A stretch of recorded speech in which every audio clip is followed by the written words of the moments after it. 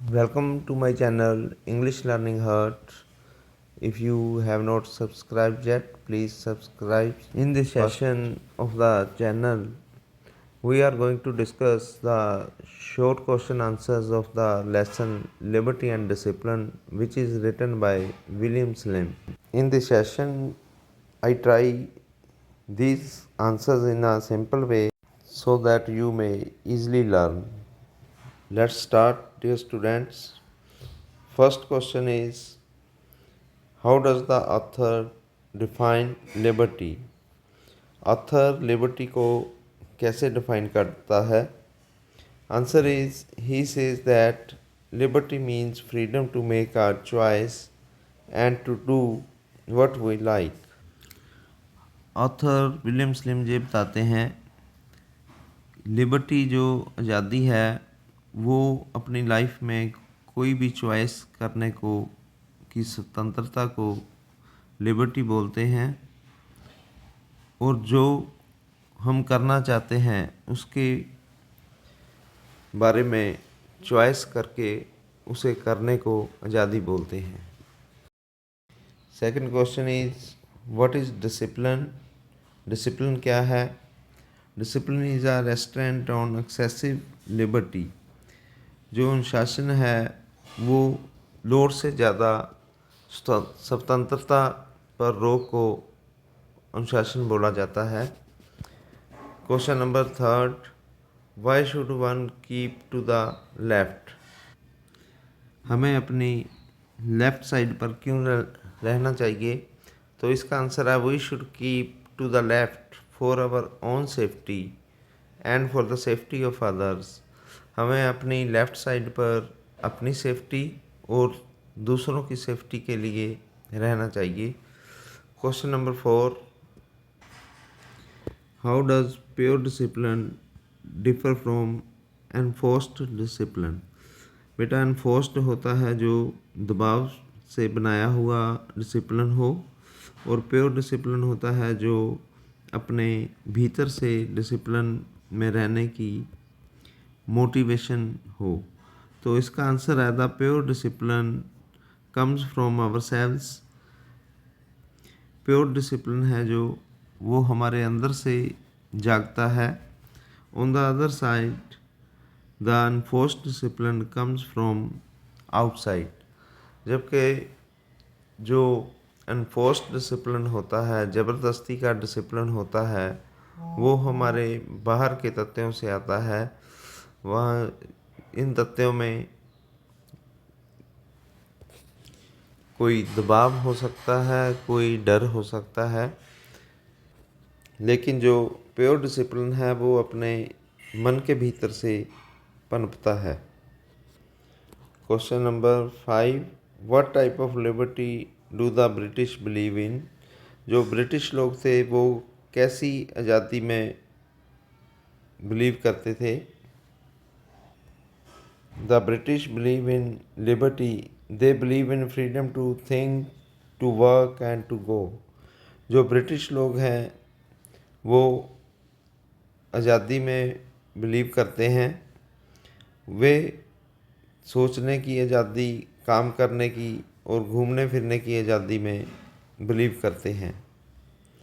Question number 6, why does one have a natural inclination to avoid discipline? One has a natural inclination to avoid discipline because discipline is a restraint on liberty. क्योंकि discipline आज़ादी पर रोक लगाता है, इसलिए discipline को avoid करने की हर एक व्यक्ति की नेचुरल इंक्लाइनेशन मीन्स झुकाव होता है.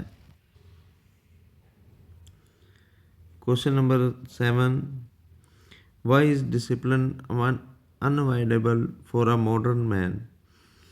मॉडर्न मैन के लिए जो अनुशासन है वो अनअवॉइडेबल जिसे अनिवार्य माना जाए. Discipline is unavoidable for a modern man. Discipline modern man के लिए अनिवार्य है because the modern man lives in a complex communities in which every person is dependent on others. क्योंकि जो आजकल आदमी है वो जटिल समुदाय में रहता है जिसमें प्रति व्यक्ति एक दूसरे पर डिपेंडेंट निर्भर होते हैं। कम्युनिटीज़ होता है बेटा समुदाय, कम्प्लेक्स होता है जटिल। आजकल के दौर में हम एक दूसरे पर इतने डिपेंडेंट हैं कि अपने आप कुछ भी नहीं कर सकते, तो दूसरों को साथ लेकर चलने के लिए जो डिसिप्लिन है वो अनिवार्य है। Question number 8, how did the author acknowledge the solute of a private soldier. जो ऑथर विलियम स्लिम है वो प्राइवेट सोल्जर के सल्यूट को कैसे मान्यता देते हैं। The author acknowledged the solute of a private soldier with an airy wave of his hand। Author private soldier के सलूट को अपने हाथों से हिलाकर, वेव देकर, हवा में अपने हाथों को लहराकर एक्नॉलेज करते हैं। Number 9 is how did the colonel punish the author for not returning a salute properly. Colonel author को अच्छे से सलूट ना करने के लिए कौन सा पनिशमेंट देते हैं। The colonel asked the author to plant his stick in the ground and ordered him to practise saluting it till he knows how to return a salute. Colonel author को ये बोलते हैं कि वो ग्राउंड में अपनी स्टाफ मीन्स स्टिक प्लांट करें और तब तक उस स्टिक को सलूट करते रहें जब तक उनको ये मालूम ना हो जाए कि रिटर्निंग सलूट कैसे करते हैं। अगर आपको कोई सलूट करता है तो उसे रिटर्न में सलूट कैसे करते हैं। Question number 10, what did the colonel tell the author about discipline. Colonel ने ऑथर को डिसिप्लिन के बारे में क्या बोला। The colonel told him that discipline begins with the officers. Colonel ने ऑथर को डिसिप्लिन के बारे में बोला कि डिसिप्लिन है जो ऑफिसर से शुरू होता है। अगर ऑफिसर डिसिप्लिन में रहेंगे तो उनके फेलो बीइंग्स भी डिसिप्लिन को फॉलो करेंगे। Question number 11, how can the leader build up the leadership of his team. Leader अपनी टीम में लीडरशिप की क्वालिटी कैसे पैदा कर सकते हैं। इजी आंसर है the leader can build up the team with discipline. Leader अपनी टीम को अनुशासन से बना सकते हैं। बिल्ड का मतलब होता है बनाना। Question number 12 is what according to the author was not a new technique invented in the last war. Author के अनुसार पिछली लड़ाई में कौन सी तकनीक नहीं थी। The leader must know that the art of taking others in one's confidence. Leader को ये मालूम होना चाहिए कि दूसरों को, अपने साथियों को अपने कॉन्फिडेंस में कैसे लेना है। This is not a new technique, it was not a new technique. ये नई तकनीक नहीं थी, ये तो बहुत पहले से ही बात चल रही है। Next question is how can you say that discipline is not derogatory.